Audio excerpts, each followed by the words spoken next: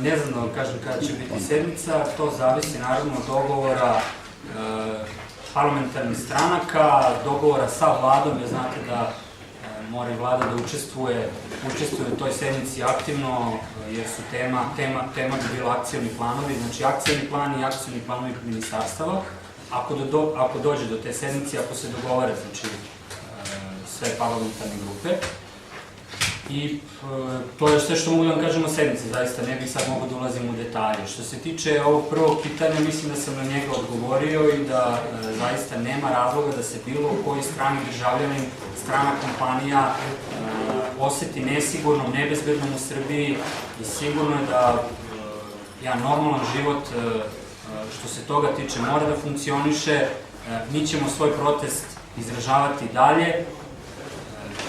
To je nešto na što imamo puno pravo. Naravno da nikako nasilje ne dolazi u obzir, jer to može da stvori samo kontraefekat i to je nešto što izaziva odobravanje samo kod onih koji u stvari jesu zainteresovani da Kosovo ne bude deo Srbije i da Kosovo postane nezavisna država. Izvolite.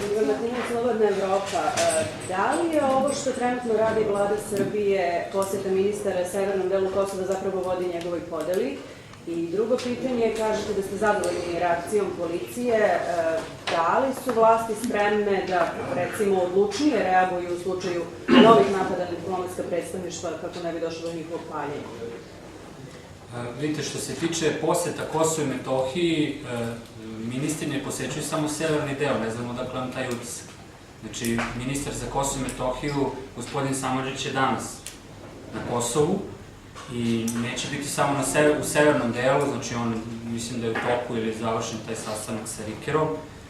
Ministri su išli u različita mesta na Kosovo i Metohiju, bili su i 17. i protekle nedelje, ja sad mogu ovde da vam nabrojam, ali mislim da to nije potrebno, znate gde su sve bili u kojim mestima i posebno će se obratiti pažnja na enklave, mislimo da je tamo najteže, zaista najteži je život, u stvari ako to možemo da nazovemo životom, znate. Kad odete u te enklave, vidite na šta to liči i upravo će ministri insistirati na tome da se u enklavama obezbedi jedan normalan život, direktna veza sa državom Srbijom, znači kao što je i do sad bila i kroz prosvetu, kroz zdravstvo, kroz socijalnu zaštitu, a posebno znači, u ekonomskom smislu u nekoj funkcionalnijoj, direktnijoj i konkretnijoj vezi da jednostavno ti ljudi mogu tamo da žive od nekog svog rada. Što do sad nije bio slučaj zato što su potpuno izolovani, žive u getu. Oni jednostavno ne mogu da odu u susedno mesto da kupe bilo kakvu sirovinu, bilo šta. Znači, to je dobar primer pojedinog pokušaja povratka posle 17. marta i onih dešavanja 2004. godine, onda su kao privremene institucije zajedno sa UNMIK-om obnovili nekoliko tih kuća od 1000 koliko ih je bilo zapaljeno. I doveli su tamo povratnike u praznu kuću, bez instalacija, bez ičega. Znate, i rekli im, evo uđite, mi smo vam obnovili kuću, vi se sada snađite. Oni ne mogu da odu u susedno mesto da kupe jedan šteker, jedan kabel, jedan ekser, znači nemaju sigurnost, plaše se da li će se živi vratiti. Nemaju gde da kupe nameštaj, to im niko nije vratiti. Znači, to mi je jedan primer kako žive ljudi u enklavama.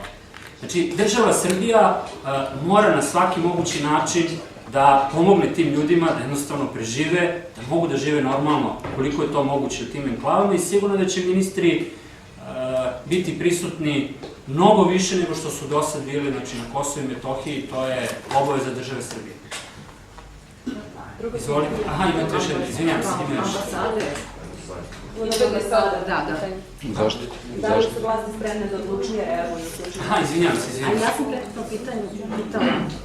Sigurno je da će biti zaštićeni svi objekti, ne samo u gradu Beogradu i svuda u Srbiji i ambasade, znači to jednostavno ne može se dovoditi u pitanje i mi poštujemo međunarodno pravo za razliku od nekih koji ga ne poštuju, mi ga poštujemo i tu nema šta više da se kaže. Kako će li odlučnije reagovati policija? Policija će reagovati u skladu sa zakonom i propisima i sigurno je da što se toga tiče ne treba sumnjati u policiju, mislim da je policija do sada reagovala na pravi način.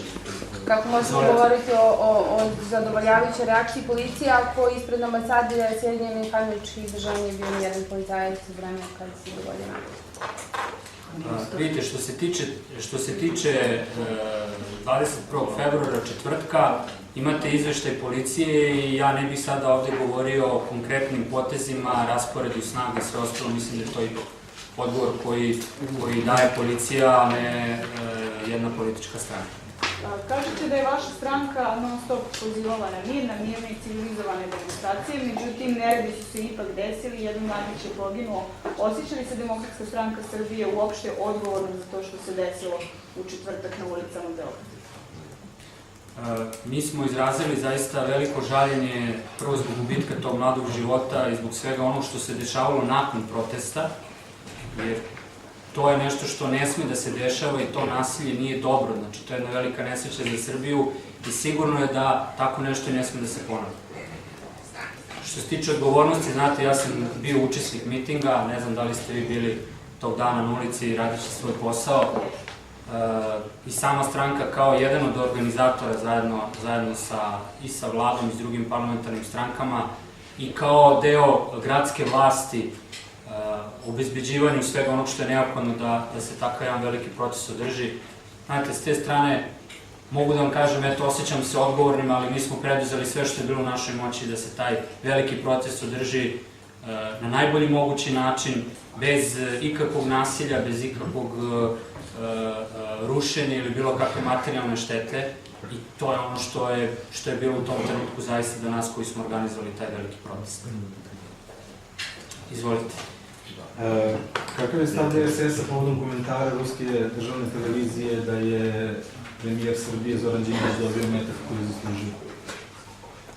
Mislim da svi moraju ipak sa jednim vidom senzibiliteta da se i prema pitanju uopšte političkih događanja i posebno povodom pokojnog premijera Đinđića da se na taj način odnose prema tome.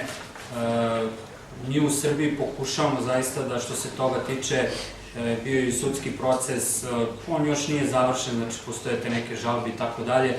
Mislim da posebno u svetu moraju da imaju to u vidu, da taj neki osjećaj prema specifičnosti toga ipak ispoštuju i da na taj način i komentarišu sve ono što se događalo u Srbiji.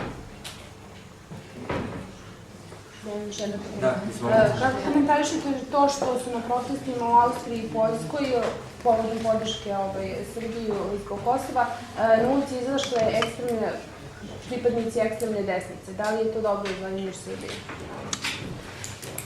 Vidite, različite organizacije postoje u svetu i različito reaguju na događaje. Sad, zaista mi je teško s ove strane da komentarišem svaku organizaciju u svetu koja izađe i protestuje protiv ovog što se nama dešava. Tako da mi naravno zahvaljujemo svima onima koji nam pružaju podršku i s te strane očekujemo da će i vlade u tim zemljama dovoljno razumeti kakav je problem u pitanju i da upravo kršenje međunarodnog prava i Povelje Ujedinjenih nacija ne može nikome da koristi i da ukoliko oni sada imaju prema tome nedefinisan stav ili imaju takav stav da se povode pred politikom drugih, jačih, moćnijih i tako dalje, da je to greška i da upravo i njima može da se desi ovakva situacija i da njihov suverenitet, njihov teritorijalni integritet, međunarodno priznate granice neko dovede u pitanje. Znači s te strane, a sad komentarisati svaku organizaciju zaista je izuzetno teško jer ne znam ni ko je protestovao, ni ko se nalazi i ko stoji za te organizacije.